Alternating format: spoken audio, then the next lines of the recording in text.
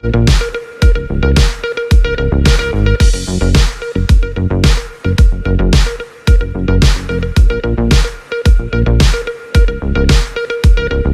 मोहम्मद तारिक और आप देख रहे हैं चैनल एक नज़र इधर भी। जितेंद्र नारायण त्यागी उर्फ वसीम रिजवी, इस बदबख्त को आप सभी जानते ही होंगे। ये पिछले साल नवंबर 2021 में इस्लाम धर्म छोड़कर हिंदू धर्म अपना लिया था, लेकिन जब से इस्लाम धर्म छोड़ा है तब से ये लगातार जलील व ख़ार हो रहा है और इसकी ज़िल्लत बढ़ती ही जा रही है। और अब एक बार फिर ये जलील हुआ है और सुप्रीम कोर्ट ने इसे ज़बरदस्त फटकार लगाई है। आपको ये बता दूं कि पिछले एक साल में ये जेल में बंद था और कुछ महीनों के लिए इसे बीच में ज़मानत मिल गई थी। दिसंबर 2021 में ही इसके खिलाफ कई सारे FIR दर्ज हुए थे इस हेट स्पीच के मामले में, और ये बदबख्त अब बार बार सुप्रीम कोर्ट से गुहार लगा रहा है, मिन्नतें कर रहा है, अपील कर रहा है कि उसके खिलाफ जो FIR दर्ज है वो खारिज हो जाए, ख़त्म हो जाए और कोर्ट इसे रद्द कर दे। लेकिन सुप्रीम कोर्ट ने बदबख्त वसीम रिजवी उर्फ जितेंद्र नाथ त्यागी को फटकार लगाई और कहा ये बिल्कुल भी पॉसिबल नहीं है कि आपके खिलाफ जो FIR दर्ज है उसे ख़त्म कर दिया जाए। ये कैसे पॉसिबल है कि अपने जो जहर उगला है, हेट स्पीच दिया है, मुसलमानों की जेनोसाइड्स और खुलेआम कत्ल करने की बातें की है और प्यारे हबीब सल्लल्लाहु अलैहि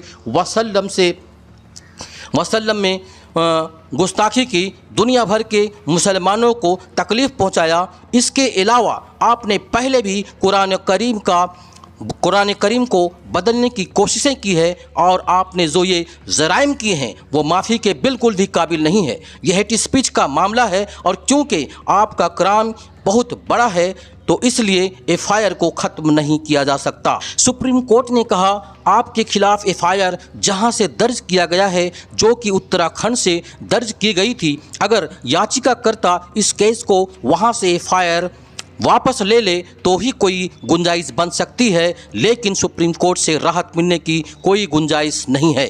दरअसल इस बदबख्त शैतान ने सोचा था कि अगर ये हिंदू बन जाता है तो इसके खिलाफ जितने भी केसेस हैं कोर्ट में सब वापस ले लिए जाएंगे। इसने ये भी सोचा था कि साधु संत अब मेरे हैं, BJP RSS और तमाम हिंदू संगठन उनके साथ हो गए हैं, तो अब हम जो चाहेंगे करते रहेंगे। हमारे खिलाफ कोई केस नहीं बनेगा, पुलिस हमारी गिरफ्तारी नहीं कर पाएगी, कानून हमारा कुछ नहीं कर सकेगा, अदालतें मेरे हक़ में फ़ैसला सुनाएगी। लेकिन ऐसा कुछ भी नहीं हुआ। बदबख्त ने जब से कुरान करीम के ख़िलाफ़ बोलना शुरू किया था, कुरान शरीफ में वो 26 आयतों को कुरान से निकालने के लिए पिटीशन दायर की थी। लेकिन ये और बात है कि सुप्रीम कोर्ट ने इस मामले को ही खारिज कर दिया था। लेकिन इस बदबख्त ने 2 कदम और आगे बढ़कर नए कुरान को ही अपने तरीके से लिख दिया और अपने लोगों में डिस्ट्रीब्यूट भी कर दिया था और ये कहा कि कुरान करीम दहशतगर्दी की तालीम देता है, इसलिए इसमें कुरान में तहरीफ करते हुए 26 आयतों को ही निकाल दिया और नए कुरान का नुस्खा पेश कर दिया था। और जब ये मरदूद ने ये हरकत की तब से ही ज़लील ख़ार हो रहा है।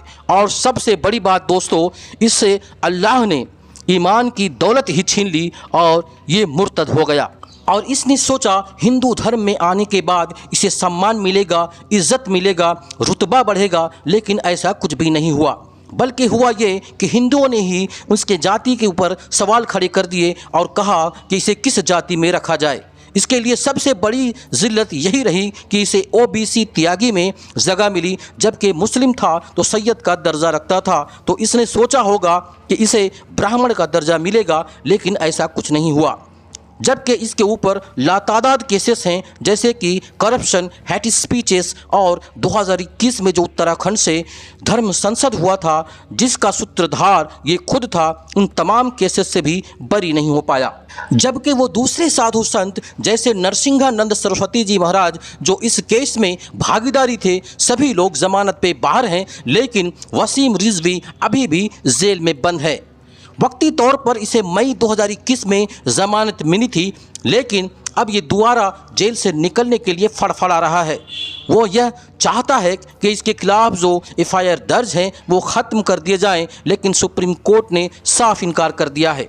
अपनी जलील होने की दास्तान ये खुद सुनाता है। जब ये मई में ज़मानत में रिहा हुआ था तब इसने डिप्रेशन में आत्महत्या कर लेने की भी बात कही थी और एक वीडियो रिलीज़ करके कहा था कि वह जो सोचकर हिंदू धर्म अपनाया था वैसा सम्मान उसे इस धर्म में नहीं मिला। इतना जलील ये हो चुका है कि ये घर का रहा न घाट का। इस बदबख्त का धर्म छूटा, घर छूटा, दोस्तों अहबाब छूटे, हिंदू धर्म में भी इसे सम्मान नहीं मिला। कई जगह इसे पूजा करने की भी नहीं दी गई। कई हिंदुओं ने भी इसका विरोध किया कि इसने मुसलमान रहते हुए कितने पाप किए हैं, करोड़ों का घोटाला किया है और अब ये हिंदू बनकर अपने पाप को छुपाना चाहता है और ऐसे शख्स की वजह से ही हिंदू धर्म बदनाम हो रहा है। तो हर जगह ये शख्स जलील वो खार हो चुका है और अब सुप्रीम कोर्ट ने भी उसे डांट और फटकार लगाते हुए कहा है कि किसी भी कीमत पर एफआईआर जो दर्ज हुई है वापस नहीं ली जाएगी और केस चलेगा। तो दोस्तों आपको ये वीडियो कैसा लगा है अपने कमेंट सेक्शन में जाके हमें ज़रूर इतला करें। अगर आप चैनल पे नए हैं तो इसे लाजमी सब्सक्राइब कर लें ताकि नई वीडियो आपके वक्त पे मिलती रहे। तो आज के लिए इतना ही दोस्तों, शुक्रिया, धन्यवाद।